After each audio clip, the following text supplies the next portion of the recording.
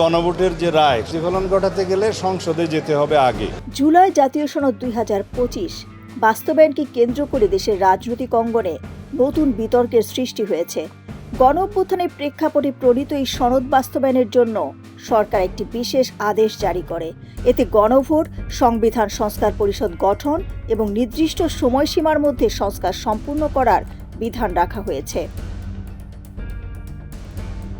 তবে প্রধান রাজনৈতিক দল বাংলাদেশ জাতীয়তাবাদী দল শপথ গ্রহণ না করায় এবং সনদের কয়েকটি গুরুত্বপূর্ণ বিষয়ে ভিন্নমত দেওয়ায় এর বাস্তবায়ন নিয়ে আইনি ও রাজনৈতিক অনিশ্চয়তা তৈরি হয়েছে। একদিকে নির্বাচন ও গণভোটের বৈধতার প্রশ্ন, অন্যদিকে সংসদের সাংবিধানিক সর্বময় ক্ষমতা। এই দুই অবস্থানের মধ্যে বিতর্ক আরও জোরালো হয়েছে।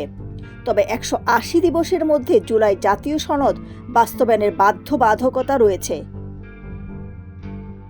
জুলাই জাতীয় সনদ কিভাবে বাস্তবায়ন হবে তা আদেশে বলা হয়েছে। এছাড়া সংবিধান সংস্কার পরিষদ শপথ নেওয়ার পর প্রথম অধিবেশন থেকে 180 কার্যদিনের মধ্যে এর কার্যক্রম সম্পূর্ণ করার কথা রয়েছে। জুলাই জাতীয় সনদ বাস্তবায়নে যে আদেশ জারি করা হয়েছে তাতে এর ভিত্তি হিসেবে ধরা হয়েছে 2024 সালের জুলাই-আগস্টে সংগঠিত ছাত্র জনতার সফল গণ অভ্যুত্থানের মাধ্যমে জনগণের সার্বভৌম ক্ষমতা ও অভিপ্রায়ের প্রয়াসকে। ওই আদেশে আরও বলা হয়, সুশাসন, গণতন্ত্র ও সামাজিক ন্যায় বিচার এবং কর্তৃত্ববাদী ও ফ্যাসিবাদ শাসনের পুনরাবৃত্তি রোধ করার উদ্দেশ্যে অন্তর্বর্তীকালীন সরকার 6টি কমিশন গঠন করে। তাদের দেওয়া সুপারিশে জাতীয় ঐক্যমত্যের লক্ষ্যে জাতীয় ঐক্যমত্য কমিশন গঠন করা হয়। এরপর কমিশন গণ অভ্যুত্থানে অংশগ্রহণকারী সকল রাজনৈতিক দল ও জোটের সহিত আলোচনা করে সংবিধান সংস্কার সহ অন্যান্য সুপারিশ সংবলিত জুলাই জাতীয় সনদ 2025 প্রণয়ন করে। রাজনৈতিক দল ও জোটসমূহ সম্মিলিতভাবে উক্ত সনদে স্বাক্ষর ও তা বাস্তবায়নে অঙ্গীকার করে।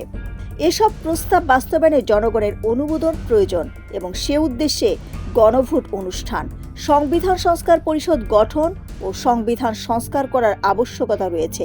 এই আদেশ অনুসারে গণভোট সম্পূর্ণ হয় এবং এতে হ্যাঁ জয়যুক্ত হয়। আদেশের 7 ধারায় বলা হয়েছে, হ্যাঁ জয়যুক্ত হলে নির্বাচিত সংসদ সদস্যদের সমন্বয়ে একটি সংবিধান সংস্কার পরিষদ গঠন হবে। এ পরিষদের প্রথম অধিবেশন শুরুর তারিখ থেকে 180 কার্যদিবসের মধ্যে সনদ ও গণভোটের ফল অনুসারে সংবিধান সংস্কার সম্পূর্ণ করবে। এটি সম্পূর্ণের পর পরিষদের কার্যক্রম সমাপ্ত হবে। 8, 9, 10 ধারায় শপথ, সভা, প্রধান নির্বাচন ও কোরাম পরিচালনা নিয়ে বলা হয়েছে। 11 ধারায় দায়মুক্তি এবং 12 ধারায় সংবিধানে অন্তর্ভুক্তির বিধান রয়েছে। বিএনপি জুলাই সনদের বেশ কয়েকটি গুরুত্বপূর্ণ বিষয় নিয়ে নোট অব ডিসেন্ট দিয়ে রেখেছে, যার মধ্যে উল্লেখযোগ্য হল সংসদের নিম্নকক্ষের নির্বাচনে প্রাপ্ত ভোটের হার অনুযায়ী উচ্চকক্ষ গঠনে তারা দ্বিমত পোষণ করেছে। দলটি নিম্নকক্ষে নির্বাচিত সদস্যের হার অনুযায়ী উচ্চকক্ষ গঠনের কথা বলেছে। দলীয় প্রধান ও সরকার প্রধান একই ব্যক্তি হতে পারবে না, এই প্রস্তাবে ভিন্ন মত দিয়েছে বিএনপি। পাবলিক সার্ভিস কমিশন, দুর্নীতি দমন কমিশন সহ সাংবিধানিক ও বিধিবদ্ধ প্রতিষ্ঠানে নিয়োগ বিরোধী দলকে অন্তর্ভুক্ত করে নিয়োগ কমিটির গঠনের বিরোধিতা করে দলটি।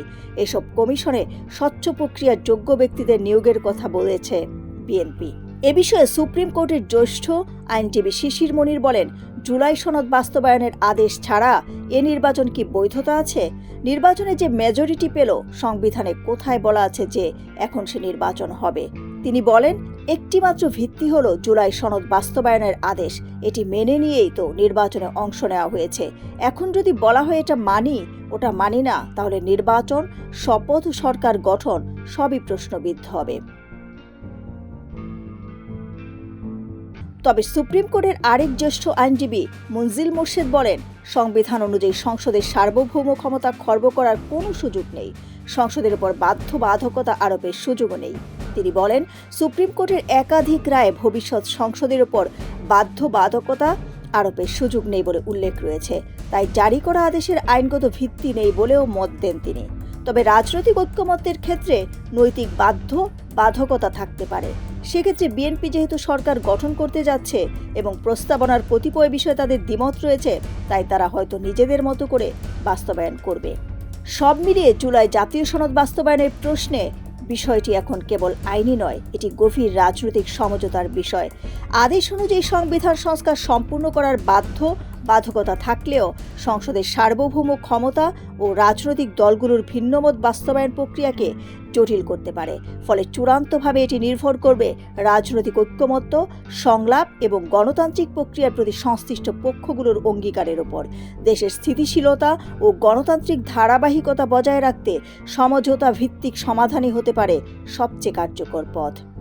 ডেস্ক রিপোর্ট, সোনালী নিউজ।